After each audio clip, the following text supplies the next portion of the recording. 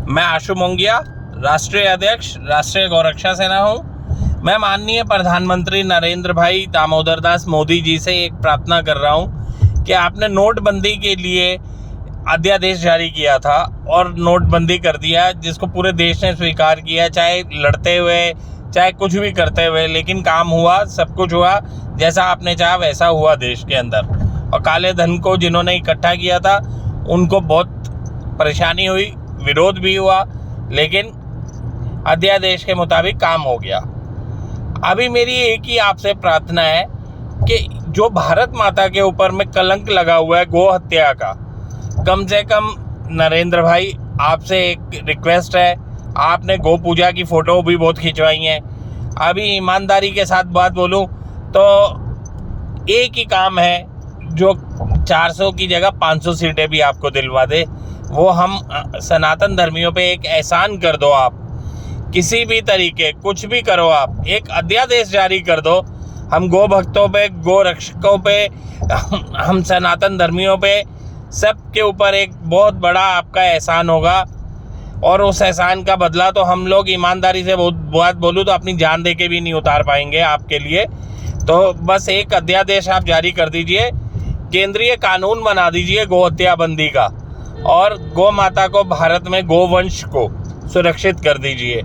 आप बांके बिहारी के, आप भोले भंडारी के भक्त हो, आप प्रभु राम के भक्त हो, तो आप इतना तो कर दो, नंदी जी को तो कम से कम सुरक्षित कर दो ना, साथ में गौ माता के, कि गौ माता हो। नंदी जी आज की डेट में आप देखो, कोई गौशाला वाले भी रखने को तैयार नहीं होते। जगह जगह छत्तीसगढ़ में भी आप जाओ तो वहाँ तो अब अपनी सरकार बनी है, तो वहाँ पे भी हम लोग जाएंगे, विष्णुदेव सहाय साहब से मिलेंगे कि भाई उसके अंदर में जो इन्होंने गड़बड़ करी थी कांग्रेसियों ने, जगह जगह सड़कों पे नंदी जी गोवंश धक्के खा रहा है, वहाँ पर भूखा प्यासा एक्सीडेंट हो रहे हैं जगह जगह, उनका बुरा हाल है। तो वो भी सब सही हो, वहाँ के लिए भी वो सारा गौशालाओं में पहुँचे, क्योंकि उन्होंने तो गौठान बनाए, लेकिन गौठान के ऊपर कितना काला धंधा हुआ वो सबके सामने में खुलेगा जल्दी। वो भी हमें जाना पड़ेगा, तो वहाँ पे भी जाके हम खोल के आएंगे।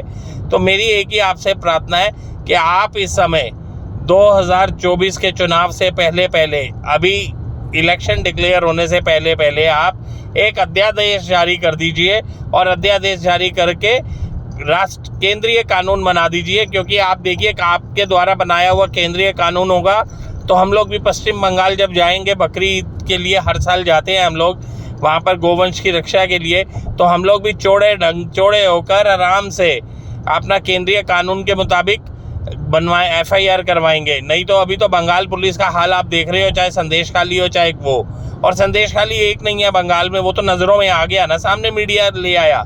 नहीं तो संदेश खाली पश्चिम बंगाल के अंदर इस तरह के सैकड़ों संदेश खाली हैं और सैकड़ों नेता मिल जाएंगे ये हरकतें करते।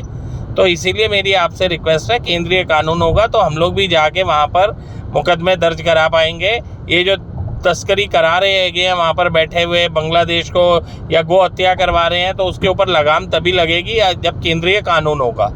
अभी माननीय सुप्रीम कोर्ट ने जैसे 2 जजमेंट्स में कहा हुआ है कि मुस्लिम्स का कोई धार्मिक अधिकार नहीं है बकरी ईद पर गोवंश की कुर्बानी के लिए, इसीलिए पूर्ण प्रतिबंध किया सुप्रीम कोर्ट ने जजमेंट्स में अपनी, कि मुस्लिम्स का कोई धार्मिक अधिकार नहीं, तो पूर्ण प्रतिबंधित कर दिया, बकरी ईद पर गोवंश की कुर्बानी नहीं होगी।